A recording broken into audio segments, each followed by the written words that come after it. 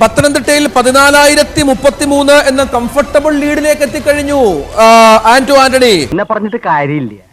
ആയുഷ്കാലം എന്റെ കോളാമ്പി ചുമക്കാനാണ് നിന്റെ വിധി. പത്തനംതിട്ടയിൽ ഇത്തവണ BJP അവതരിപ്പിച്ചത് വേറെ ആരെയുമല്ല, സാക്ഷാൽ AK ആന്റണിയുടെ മകൻ അനിൽ ആന്റണി. വെളുക്കാൻ തേച്ചത് പാണ്ടായെന്ന് പറഞ്ഞതുപോലെയായി. അനിൽ പോലും ഒരുപക്ഷെ പത്തനംതിട്ടയിൽ സ്ഥാനാർത്ഥം പ്രതീക്ഷിച്ച് കാണില്ല. പത്തനംതിട്ടയിൽ അനിൽ ആന്റണി, എന്റെ ഒരു നിരീക്ഷണം അനുസരിച്ച് അനിൽ ആന്റണി അതിശക്തനായ ഒരു കാൻഡിഡേറ്റ് അല്ല എന്ന് തന്നെ എനിക്ക് നിരീക്ഷണമുണ്ട്.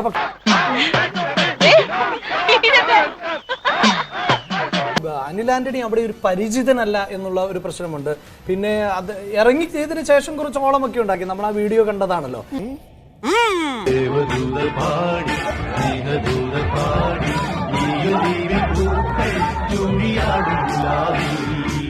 അങ്ങനെ പവനായി ശവമായി എന്തൊക്കെ ബഹളമായിരുന്നു.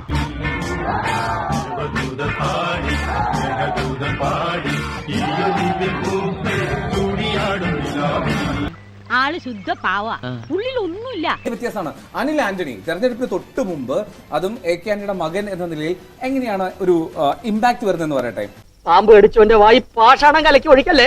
സാധാരണക്കാരായിട്ടുള്ള കുടുംബങ്ങളുടെ അടുത്ത്, സ്ത്രീകളുടെ അടുത്ത് അച്ഛനെ അല്ലെങ്കിൽ ഒറ്റുകൊടുത്തു പോയ ഒരു യൂദാസ്, ക്രിസ്ത്യൻ വാക്കിൽ ഞാൻ പറയുന്നതാണ്. അങ്ങനെ ഒരു പഴമൊഴി ഞാൻ കേട്ടിട്ടില്ലല്ലോ, ഇത് പുതുമൊഴിയാണ്.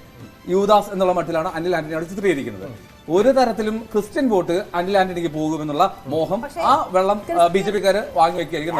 ഒരക്ഷരം പോലും തെറ്റിയില്ല. അങ്ങനെ പത്തനംതിട്ടയിൽ 28% വോട്ട് K സുരേന്ദ്രൻ കൊണ്ട് എത്തിച്ച ഒരു മണ്ഡലത്തിലാണ് നമ്മളെ രാഷ്ട്രീയമായി ഏറ്റവും വലിയൊരു മണ്ടത്തരം BJP സത്യത്തിൽ ചെയ്തത്. പറഞ്ഞല്ലോ ഒരു അബദ്ധം. അബദ്ധങ്ങളുടെ ഒരു ഘോഷയാത്ര തന്നെയാണല്ലോ നിന്റെ ജീവിതം.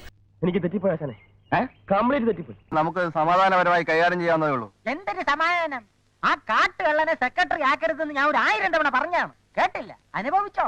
അനിൽ ആന്റണി ഏറ്റവും അവസാനം AK ആന്റണിക്ക് എതിരെ നടത്തിയ പരാമർശം ആ മണ്ഡലത്തെ തിരിച്ചടിച്ചു.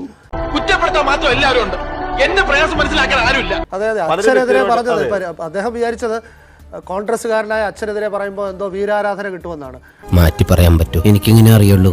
പാട്ടി അത് അതായത് അവരുടെ കോൺസ്റ്റിറ്റ്യുവൻസിയിൽ പോലും, അതായത് BJP-ക്കാർക്കാണ് ഇത് ബാധകമെങ്കിൽ പോലും, അവരെയാണ് അഭിമുഖീകരിക്കുന്നതെങ്കിൽ പോലും വളരെ മോശമായ ഒരു പ്രതികരണമേ തന്തയ്ക്ക് വിളിച്ച മകൻ ശുദ്ധ മലയാളത്തിൽ പറഞ്ഞാൽ. ഔചിത്യം എന്നൊരു സാധനമുണ്ട്.